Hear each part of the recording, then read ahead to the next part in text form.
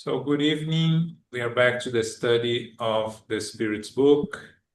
We are on the last item of book 3, which is chapter 12 of book 3, Moral Laws. And the last item has one of the most well-known and mentioned questions of the Spirit's book, which is a question answered by St. Augustine on self-knowledge. Okay, so Philip, can you read for us? What is the most effective method for guaranteeing self-improvement and resisting the attraction of wrongdoing? A philosopher of antiquity once said, "Know thyself." We fully admit the wisdom of this saying, but self-knowledge is precisely what is most difficult to achieve. How can we acquire it? Do what I myself used to do during my life on earth. At the end of each day, I would assess my conscience, review everything that I had done, and would ask myself whether I had failed in some duty, whether someone might have reason to complain of me. It was thus that I arrived at knowing myself and in seeing what there was in me that needed to be reformed. If you review all your actions of the day every evening, asking yourself whether you have done good or bad, and praying for enlightenment from God and your guardian angel, you would acquire great strength for self improvement because God would assist you. Ask yourself these questions: what you have done, what was your aim, whether you have done anything that you would find fault for in another, or whether you have done anything that you would be ashamed to admit. Also ask yourself, if God called me into the spirit life at this moment in time, where nothing is hidden, would I dread seeing anyone? Review what you may have done, first against God, second against your neighbor, and lastly against yourself. The answers to these questions will either settle your conscience or reveal some wrong that you will have to remedy. Self-knowledge is the key to individual improvement. However, you may ask, how does one judge oneself? Aren't all human beings subject to the illusions of arrogance, which diminishes their flaws in their own eyes and makes it possible to find excuses for them? Misers think that they are merely practicing economy and foresight, while proud individuals think their pride is dignity. This is true, but there is a way of proceeding that cannot deceive you. When you are in doubt regarding any of your actions, ask yourself what your judgment would be if it were done by another. If you would find cause for reproach in another, it cannot be less reprehensible when done by you, because God's justice is universal for all. Try to discover what others think, and do not overlook the opinion of your enemies, because they have no interest in disguising the truth, and God often places them in your life to serve as a mirror, to warn you in a manner more frank than that of a friend. Those who are firmly resolved in achieving self improvement must review their conscience in order to uproot their evil inclinations, just as they uproot weeds from their gardens. Every night they should settle their moral accounts for the day, just as businessmen account for their profits and losses. They can rest assured that the former will be a much more profitable operation than the latter. Those who can say that the balance is in their favor may sleep peacefully and await their return to the spirit life without fear. Ask yourself clear and precise questions, and do not hesitate to ask them often. You should devote a few minutes to guaranteeing happiness that will last forever. Do you not work every day so that you may rest when you have reached old age? Is this rest not the object of your desires, the aims that helps you endure your current hardships and deprivation?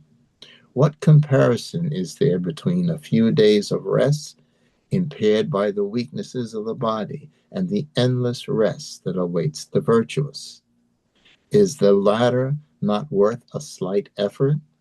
I know many will say, the present is certain and the future uncertain, but this is precisely the error that we must erase from our minds by showing you your future in such a way as to leave no shred of doubt. This is why, having begun by producing phenomena designed to grab your attention by appealing to your senses, we now give you the moral teachings that each of you must in turn spread. This is why we have dedicated the Spirit's book, St. Augustine. We commit many faults that go unnoticed. If we followed the advice of St. Augustine and examined our conscience more often, we would see how many times we have failed without even realizing it. Due to our lack of scrutinizing the nature and reason behind our actions. The interrogative form is more precise than a maxim that often is not applied. It requires yes or no responses that leave no room for interpretation. These are personal arguments, and by the sum of the responses, we can estimate the sum of good and evil within us. Okay, thanks, Philip. So let's talk a little bit about St. Augustine before we go into the answer, because some of you probably haven't heard I mention about him in the last study that we had of the Gospel according to Spiritism, when we had a message from him. First thing of notice here is the last phrase. This is why we have dictated the Spirit's book. So he is one of the spirits responsible for the Spirit's book. The spirits that, under the guidance of the Spirit of Truth, were responsible for assisting Kardec and helping Kardec in organize the Spirit's book. St. Augustine,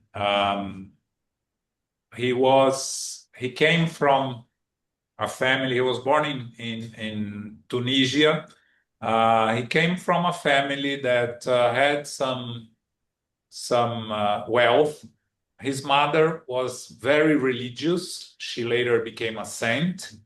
And his mother, from a very early age, wanted him to become religious, to follow the teachings of course, the Christianity, right? And he was never too interested. He was, as we know, a very bright in spirit, evolved spirit intellectually, and but he was easily distracted by life, as most of us get distracted when we are young, and sometimes we continue. So his father was not very much religious, and his father was prone to all these distractions, and he would go and follow his father's footsteps. And when he became of an age to go around the world by himself, he would leave the family and travel around, and his mother would follow him, despite having more children. He was the oldest, but she would follow him, trying to force people to talk to him, to convince him to go to church, to follow Christianity, to become a serious Christian. And he always thought that that the religion was for the weak of mind, that there was nothing of intellectual deepness that he would find in religion by all the people he met in his young years. But his mother never gave up. When he was around 30, beginning of his 30s, he was in a city, I believe in Italy, I'm not sure, but I believe in Italy. And his mother always following him. Many times he would travel and not tell her where he was going, so she wouldn't follow him. And she would eventually find where he went and went after him. And she was always talking to the religious people of all the places that he were, to the bishops, the priests, whatever. And finally, in this city, she spoke to the bishop, that was a very intelligent person, knowledgeable person. And she convinced the bishop to talk to Augustine, right? And for the first time, Augustine was impressed with the conversation, was fascinated by the teachings he received from this bishop, and finally decided to study a little bit more. And coincidentally, his mother returned to the spiritual world right after. Right after he decided to go deeper into the studies, she went back to the spiritual world. She was canonized later. She's Saint, forgot her name now. Well, forgot, but she's a saint also. And St. Augustine became one of the scholars of Christianity and published some very important books on Christianity.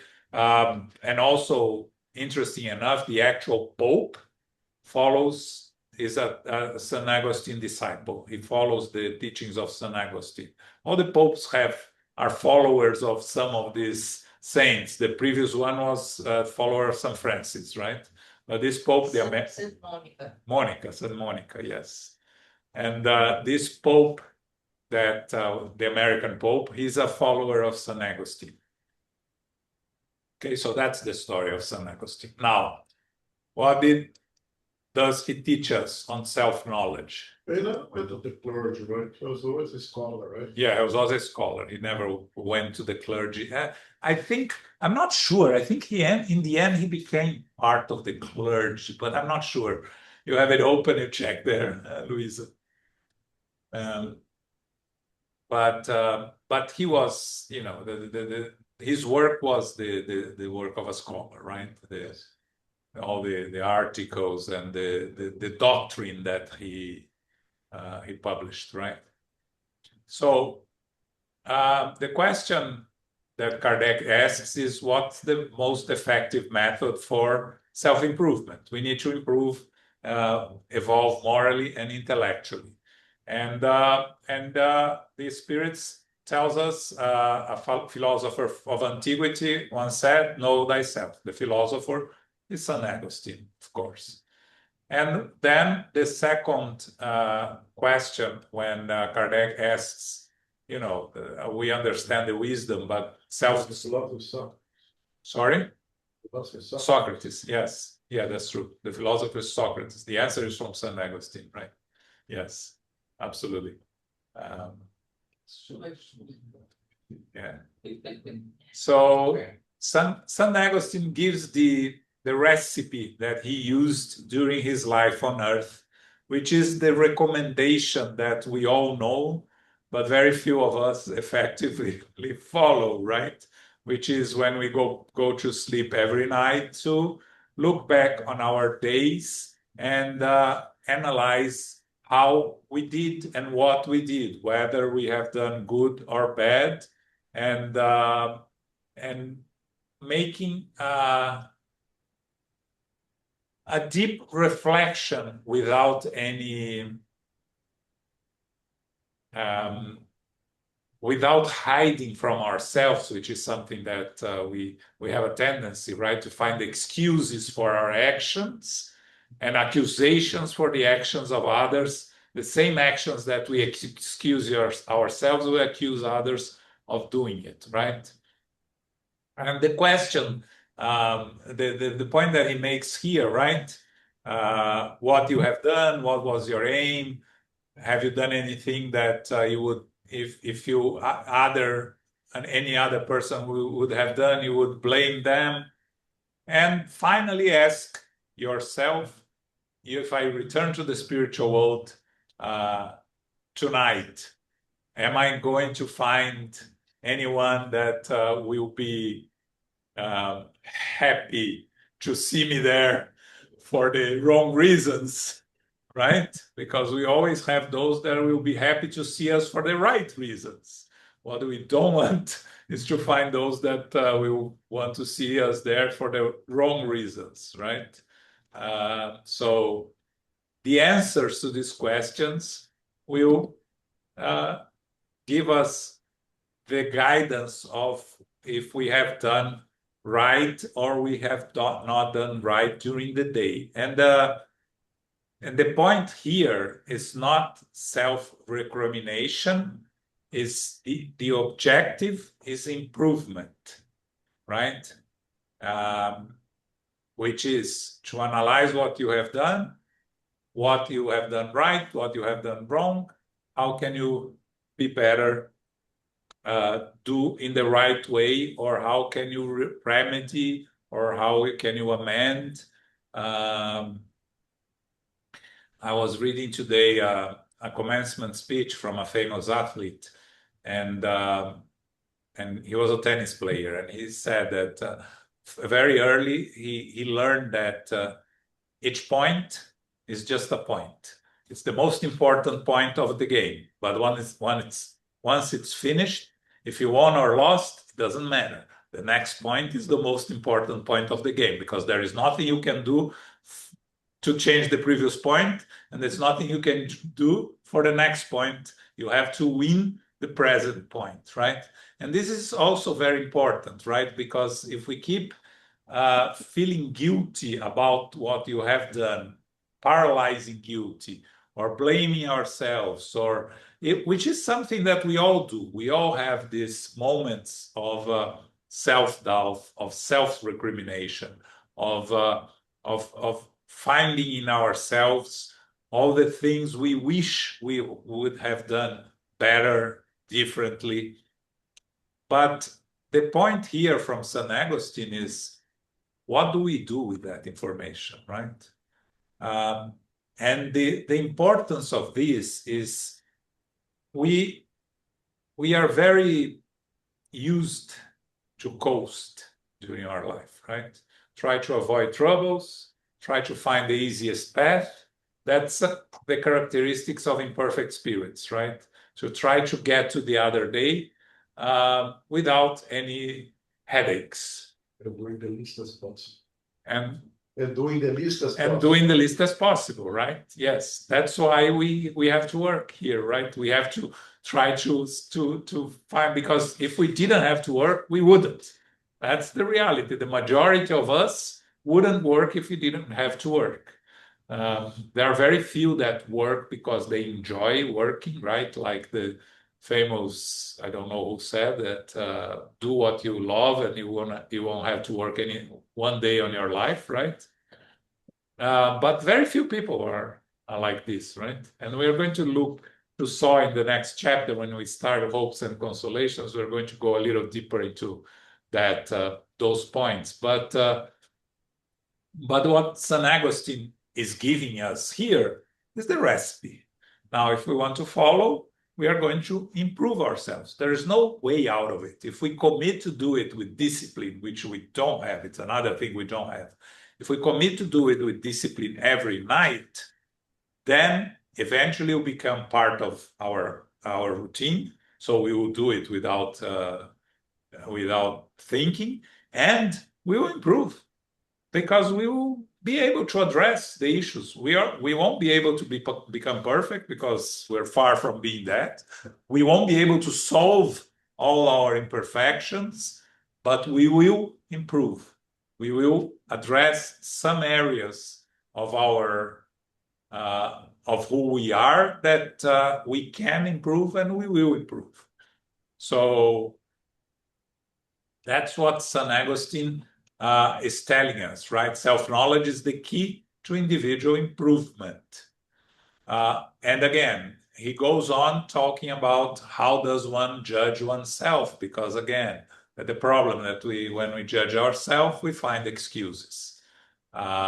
We are, we have arrogance, we have all sorts of excuses for the mistakes we made, for the things we didn't do, right? We got distracted by the family, the TV program, the sports, whatever. We are very good in finding excuses why we didn't do what we were supposed to do. But again, he continued trying to teach us how to deal with the imperfections that we have. He talks about listening to our enemies, which is a very interesting advice, right? Because enemies are going to accuse you because they are not afraid. They are enemies. They are not afraid of your reaction. They actually want a reaction from you. Of course, we have to be wise enough to separate which are real accusations and fake accusations. But we should know that's the practice of self-knowledge, right? If we know ourselves, if they accuse us of being, work colleague that accuses us of being lazy because we didn't do what we are supposed to do, we didn't help who we were supposed to help. We know if we were supposed to do it or not. But our first reaction is to find excuses, to blame others, but if they are accusing us, if we stop and analyze it, we are going to see our own flaws, right? And friends have a tendency to avoid accusing us, to try to protect us. So yes, we should hear what others have to say. So finally, he tells us to ask clear and precise questions and to repeat those questions every night, because it's not different questions every night, because then you forget what you asked the other day and you change your focus and you end up not learning anything. And Kardec then tells us they have to be simple questions, yes or no answer questions, right? Did I do everything I could to help those that came across me today in need? It's a yes or no question, right? Either we did or we did not. And it's a self-analysis. Did I finish the job that I was supposed to do, my work job or my family job, the obligation I had to do? Did I do it? Yes or no? That's what Kardec complements by telling us what type of questions that we should ask ourselves.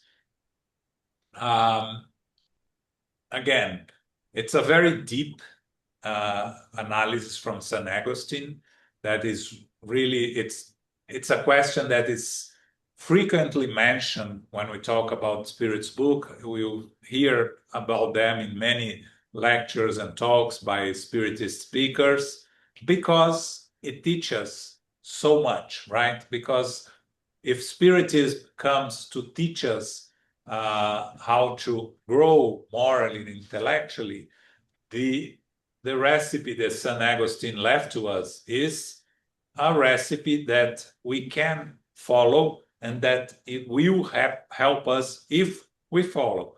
But it is a personal choice and a personal decision, right? Yeah. I think the most important thing in this is that this exercise, going slowly, is to have what you said, the courage to be fully naked in front of yourself. To be really, really truthful to what happened to yourself. And I think that's an exercise that you have to do before you can even achieve that, or the Q&A. If you can really be, because as I said, you're gonna find the skills, you're gonna find things, you're gonna hide. I'm not gonna ask anything tonight because it was not a good day. Forget it. To have the courage to do it every day, be fully transparent to yourself, is the first exercise that you need to exercise.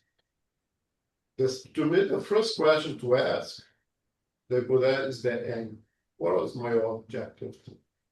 Because if my objective was to hurt my neighbor, then everything goes down the drill.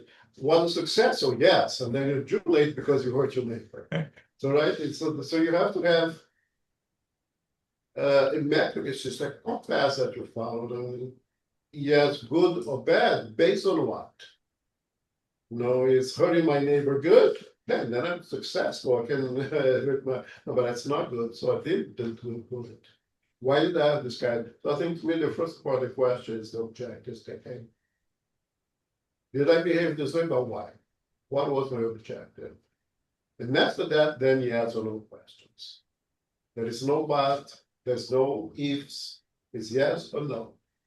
Now, did I want to hurt my neighbor? Yes or no? Yeah.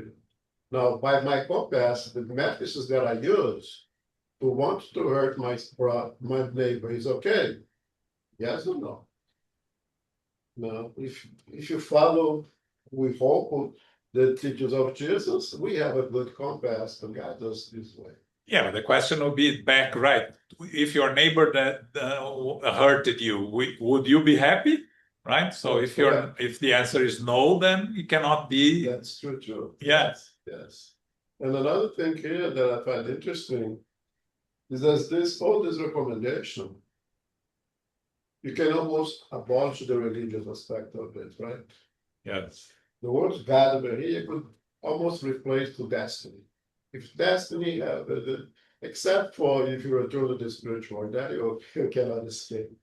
But besides that, you can basically remove off the religious aspect of that, and it's practical to live in a society and a community, regardless of religion or no religion. Yeah. Yeah, I also see those questions, asking those questions to ourselves, is the meditation. Yeah. It's a meditation that Joanna de Angelis is always talking about. To sit down, we don't need to meditate like some people think of being in a certain position or spending X amount of time. Just meditate. This is meditation. Lay down, sit down, and ask those questions. Think about the answers. What could I have done better? What can I improve myself for tomorrow? And also the next day in the morning, wake up, ask the same questions. I have a blank page here. What can I do to make it a good day? What can I do to make it right? Okay, what can I do to fix the wrongdoings I did yesterday? So all those for me is the meditation that Joanna Jones is always talking about. Yeah, I read the other day one athlete saying about how to face the day, and he said, every day I wake up, I think everything that I have to do during the day, and I choose the most unpleasant and difficult thing that I have to do, and I'll do it right away. Because doing that first, the rest of the day is much easier. And I thought it was, it was very interesting, brilliant, right? Yeah. Because, what we do normally is keep postponing the difficult actions that we have to do. If we get rid of it first thing in the morning, the rest is going to be easier, right?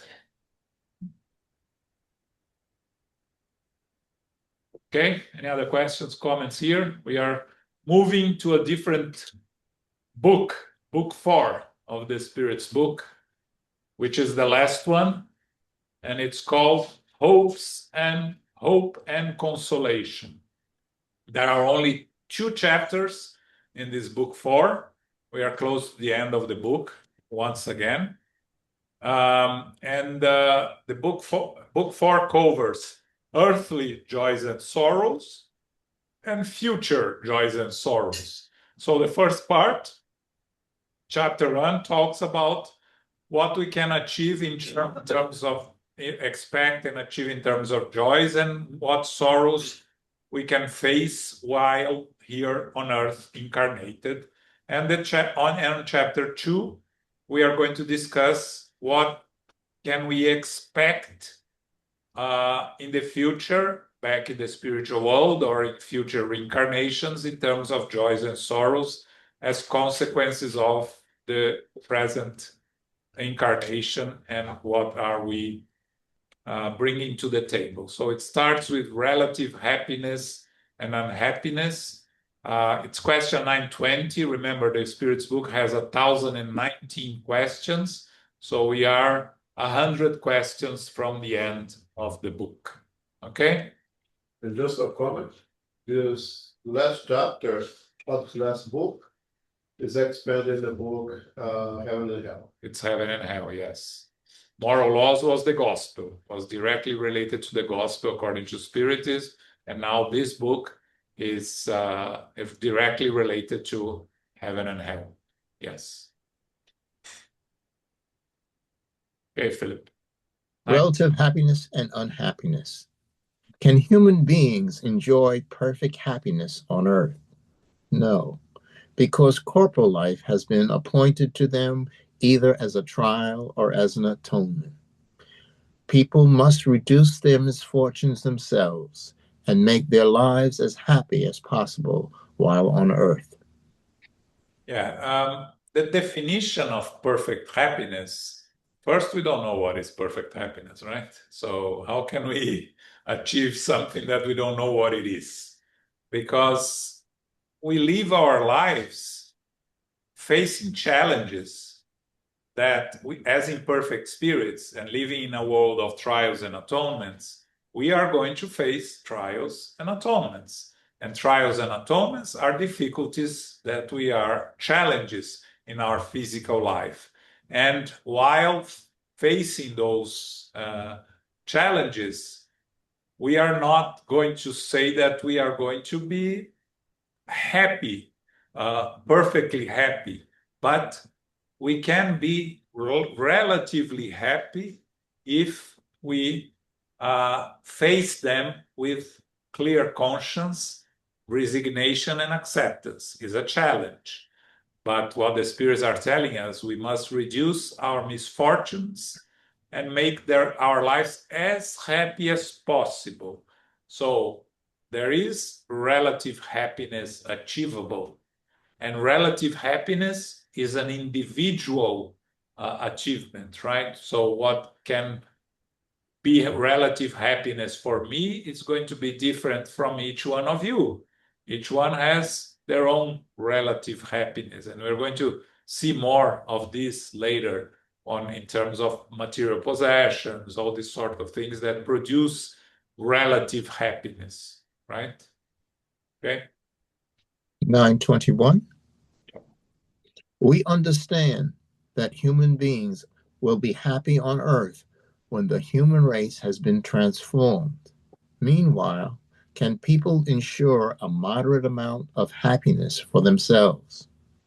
Human beings are often the architects of their own unhappiness.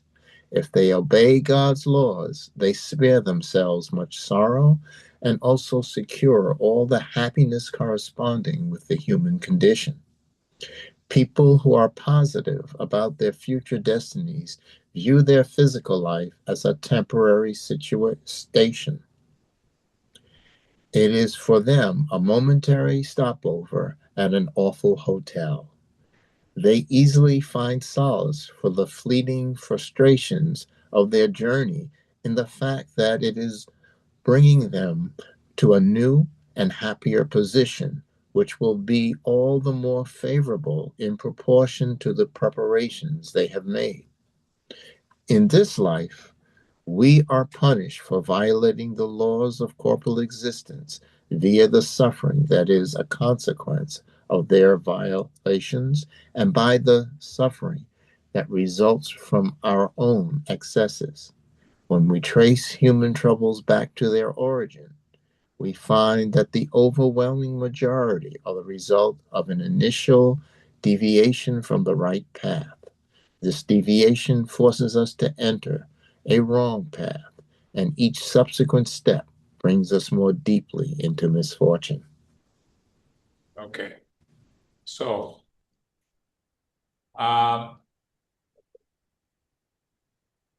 what we learn from the answer from the spirits is that we are the architects of our own unhappiness, right?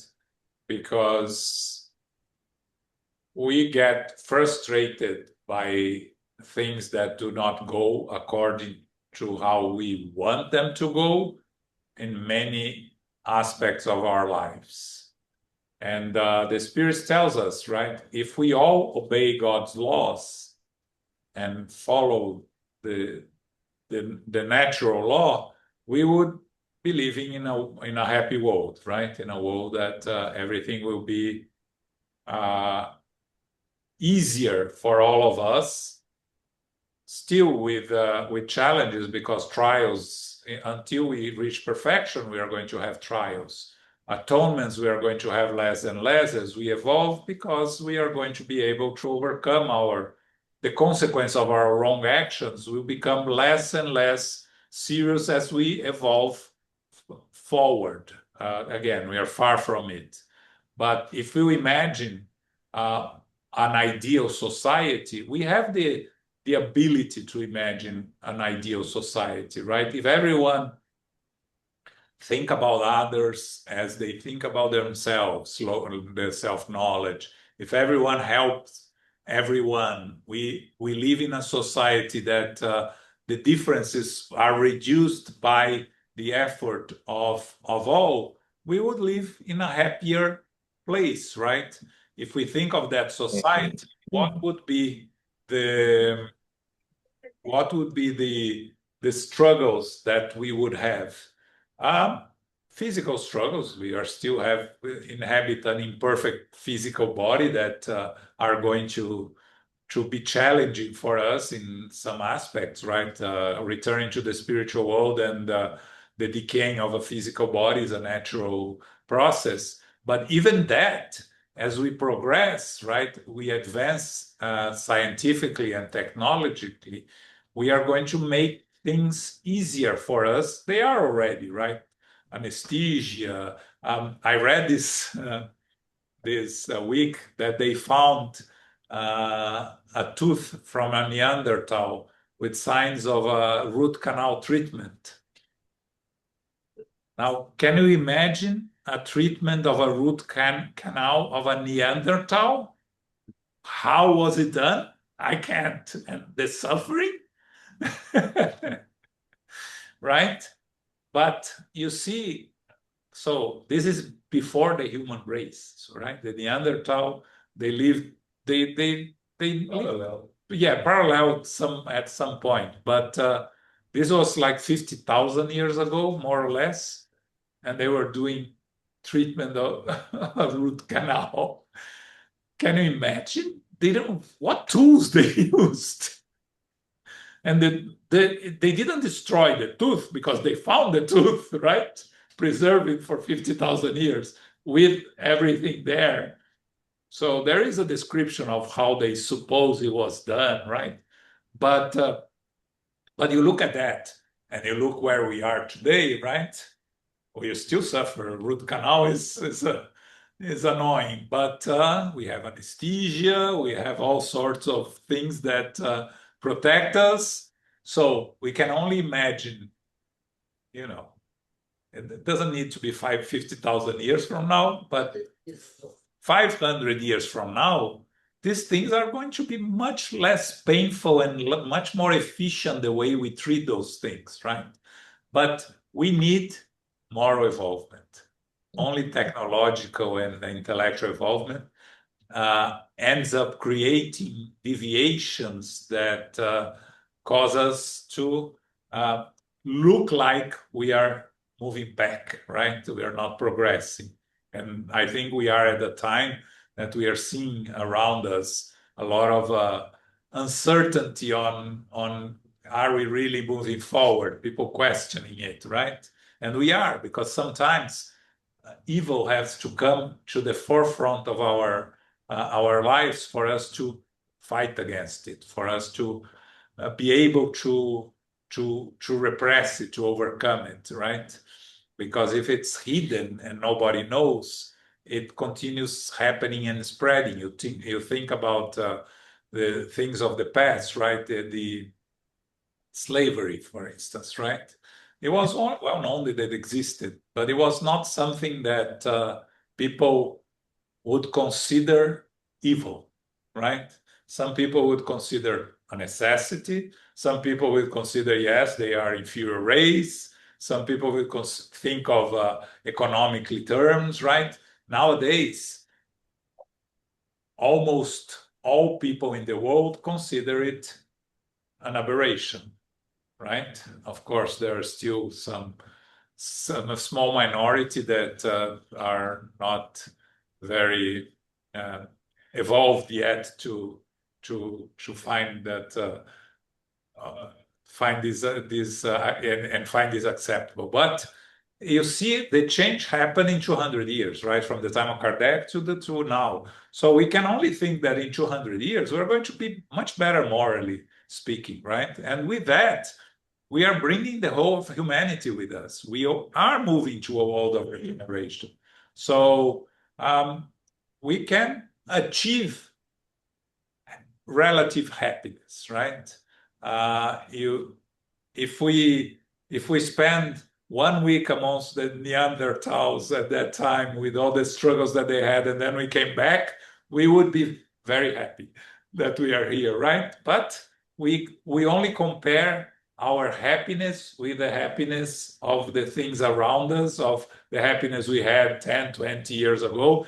People like to say that when I was young, things were much better, right? Is another mistake that many people say, because things could be better for some individuals, yes, but for society as a whole, we are evolving. We continue evolving.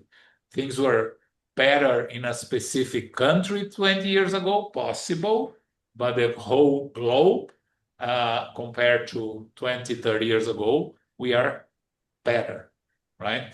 So it is possible. We are doing much much slower than we would like to do it, and that we would like to have it done. But the question is, we go back to the self-knowledge. Are we really fully doing our part in it, right? Because it's an individual effort combined by all 20 billion people that are 25 billion people that are incarnate and discarnate. It's a collective effort. If we all make the effort together, sincerely, it changes very fast. But we're not making the effort individually and collectively, right? Some people are making more effort than others. Some people, the ones that we never hear of, right? You find these individuals. Sometimes you come across these individuals. I watched a very interesting movie called Bank of Dave, a guy in London that decided in the UK, Burnley, okay, that decided to open a small bank to help the community, to lend people to the community at very affordable rates. And it was a success story. Very interesting for those that are curious. There is Bank of Dave and Bank of Dave 2 on Netflix. He fought the big banks on the first one, and he fought the shark lenders in the second movie. And it's very, very interesting. And you see how it's possible. It's doable. An individual effort can make a difference. So it's just a matter of willingness, right? Wanting to do something for ourselves and for others. Okay. 922. Yes. Earthly happiness is relative to each person's position, so that what suffices for the happiness of one can be the cause of misfortune for another. Is there a common standard of happiness for everyone? With regard to material life, it is the possession of what is necessary for survival.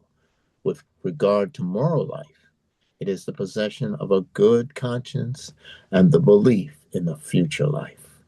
So it is very simple. The answer is very direct and very simple, right? In regards to material life, the possession of what is necessary for survival. And again, what is necessary for my survival is different from what is necessary for each one of you's survival, right? My needs are different from the needs of everyone else. So now, are we abusing of what we have? We normally are, right? Normally we want more than we need.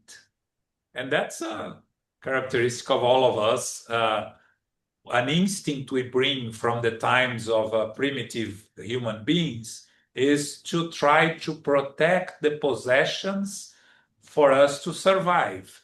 So we start what? We kill an animal and we have food for today and tomorrow. What do we want to do? Protect the food that we have for tomorrow so nobody steals the food from us. It's instinctive, right? An animal, you see an animal that is eating, some other animal arrives, try to eat the same food, they fight, right? It's the natural reaction. So we carry this instinct with us, which was important in the beginning for our survival, right? But then we bring it to our incarnations as humans, and throughout incarnations, many people, we suffer necessities, right? All of us suffer necessities in different incarnations. And sometimes what we bring from that suffering printed in our subconscious, in our unconsciously, is the need to protect the things that we have because it's going to lack. You see a characteristic. You have some people that cannot leave home without food, right? They always have to carry food around. And there are some people that leave home and I'll find where to eat. These people that carry food, that have the necessity of carrying food, probably suffered from lack of food in previous existences, died of hunger or struggle a lot with food. So food for them, it's something that is very important in this incarnation because they lacked in the previous one. And with this, you adapt to other things in life, right? So what is important for someone that goes out to have food to take? But for others, it's not important. But for others, it's important to carry the umbrella, right? There are people that cannot go out with an umbrella. I remember watching a series of a girl that had OCD or some of these things. She had to carry two umbrellas because she said, one umbrella can be destroyed and I need an umbrella. So she was always carrying two umbrellas. For her, it was important, right? So each one of us have our own things that we think we need, and they're important. And again, it's what is necessary for survival, right? The case of the umbrellas. Without the two umbrellas, she's going to struggle. She's going to suffer. She won't be able to focus on what she needs to focus because she'll be thinking, I don't have my umbrellas here with me, right? So for her, it's necessary for survival, right? So that's an example of how things are important for each one of us, and we are not here to criticize because the needs are different. But if we are, for you, if you leave home with food, you can focus on things that you need to do, right? If if you start thinking about the food that you didn't leave home without, you cannot focus on the important things. So, but with the moral life, which is also the second part, right? The physical life is easier to explain, difficult to put in practice, but easier to explain. With the moral life, the possession of a good conscience and the belief in a future life. We all have the belief in a future life. More than that, I think we all have the certainty of a future life because nobody is going to be able to convince me that there is not a future life, right? That this physical body is the end of everything. Nobody. can talk to me 24 hours without stopping. I'm not going to listen because it's part of who I am, right? So if I have the belief in a future life, I have the certainty of a future life, then what I need is the possession of a good conscience. And that's the challenge, because we are always going to question ourselves. We are always going to focus on our imperfections, on our challenges. And then, again, we go back to self-knowledge that we study, right? The analysis, self-analysis that we have to make. So if we do the work that St. Augustine recommended to us, we are going to acquire a good conscience. We are going to get there, right? Because the certainty of the future life with the certainty that we are doing the best we can according to our limitations and accepting our limitations are going to provide us with a clear conscience, right? Easy to say, hard, very hard to achieve, but that's the recipe, right? And I think that could connect to both the physical and the moral. You know, when I think we're gonna go survival. Survival is very basic. It's food, water, shelter. It's animals that something. I think as human beings, we should go a step ahead. You know, have a decent quality of life. At least for us living this part of the world, we should consider quality of life, have a decent quality of life, right? To survive, for most of us, it's pretty much guaranteed, right? It's pretty much guaranteed for us living this part of the world. Even if we go bankrupt and lose everything, food, shelter, and water is pretty much guaranteed unless we do something really stupid, right? So I rather to think you have a decent quality of life. And then comes the moral aspect. What's a decent quality of life? Then you can hide to the moral aspect right in there. And that is a good exercise for our daily question. What is it that I need? What is it that I'm pursuing? Why am I pursuing what I'm pursuing? What's it gonna bring to me? Right? That's all moral things. You know, if you go back to Socrates and used to walk in the morning and go to every little merchandise and look at everything, put it back over there, never buys anything until the day that one of the merchants got upset with him. So what's wrong with you? You always go here every single day, put your hands, dirty hands on everything. Look here, ask the price, put it back in order, never buy anything. I just like to see all the things that I don't need to be happy. If you reach that level, then it's much easier to be happy, right? Because you're not fighting for things that you don't need. Yeah. And that is a good question to have every night. What is it that I need? Do I really need this? What difference is gonna make to my life today? I want a brand new car. Okay, you got a brand new car today, so that a week from now it's not a brand new car anymore. What difference is gonna make? Yeah. And again, the necessities are different, right? So depending on what you are doing with your life, you need things that that modern world provides to you, and some people don't need those things. Taking away the traumas and the psyche pathologies or symptoms, and there is a commonality of what we need to have a decent life, not even survive. Yeah. You know, you're talking about food. I mean, there is a report of foster parents. The most difficult things that they deal with is the stolen food. The kids who come to their house, they steal food refrigerator, they hide somewhere in the room, one of the bed, because they, as I said, they went through a period of starvation. They think there is food there. Better say something for myself because I don't know what's going to happen tomorrow. Yeah, but it is. But that it is a necessity. Yeah, it's have that food. It's but the reality. taking outside of the traumas and of the psyches, there is a very strong common denominator of what do you really need. Yeah.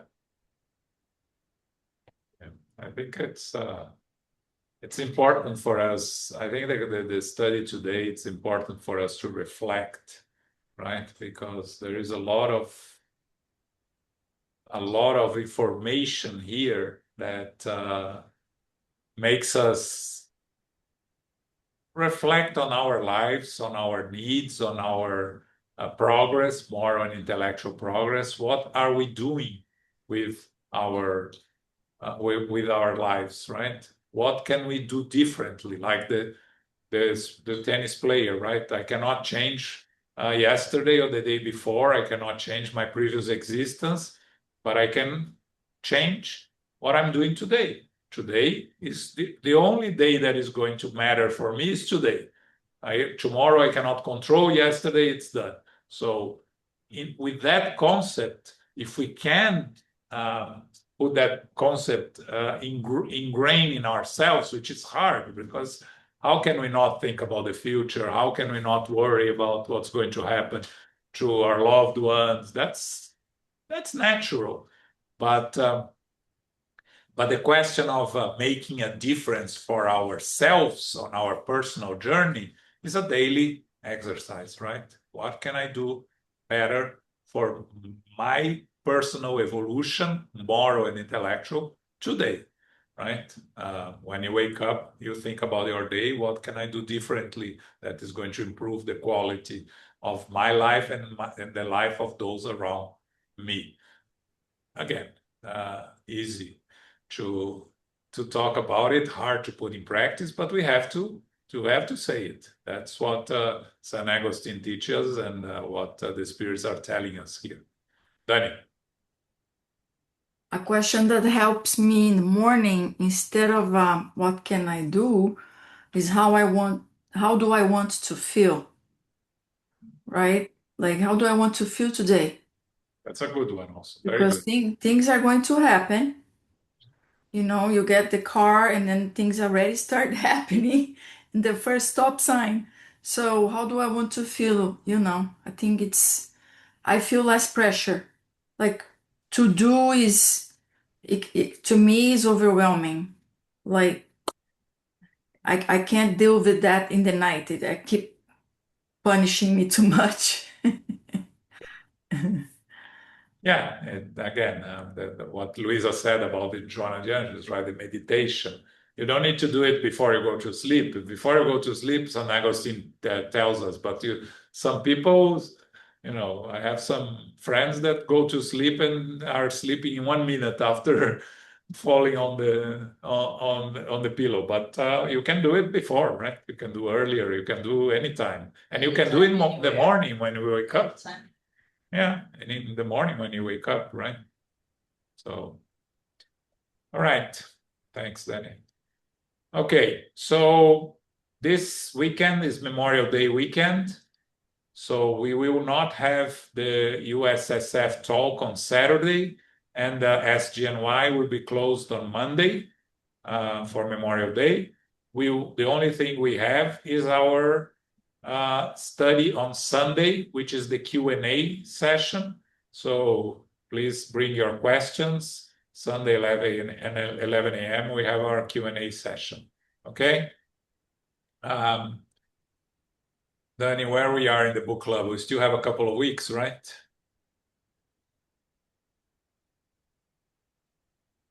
Book Club Chapter 2, Part 2 on this coming Wednesday. Book Ardus Ascension by Victor Hugo through the psychography of Divaldo Franco. Okay. Carol, can you do our final prayer, please? Absolutely. Thank you very much, John, for hosting our class tonight. And also, Elmo, thank you for being here. Thank you, Philip, for reading for us this evening, and everyone who is here and participating. Infinite Creator and Divine Providence, we give thanks to be together as brothers and sisters for our studies of the Spirit's book.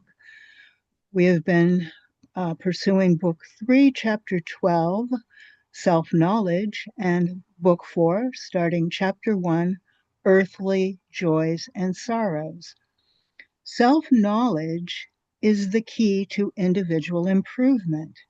St. Augustine was a very evolved spirit and advocated that we review all the daily actions and to apply self-improvement.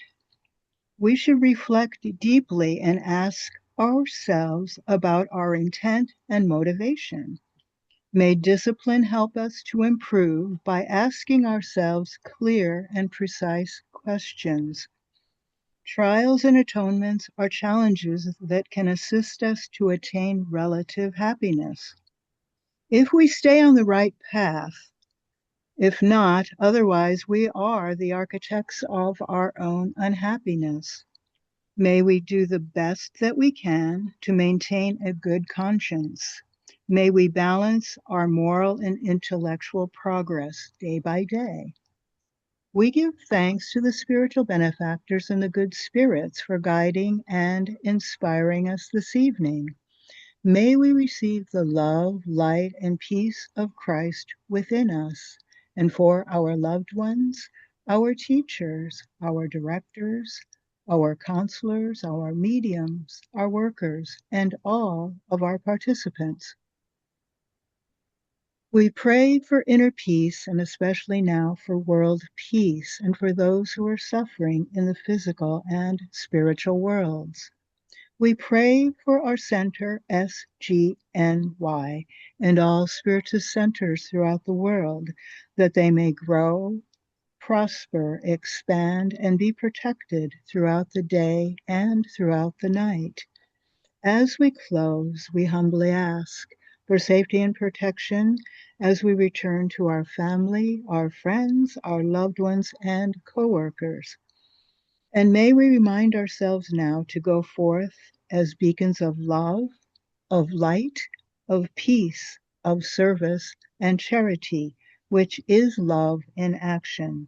May peace and love prevail. So be it.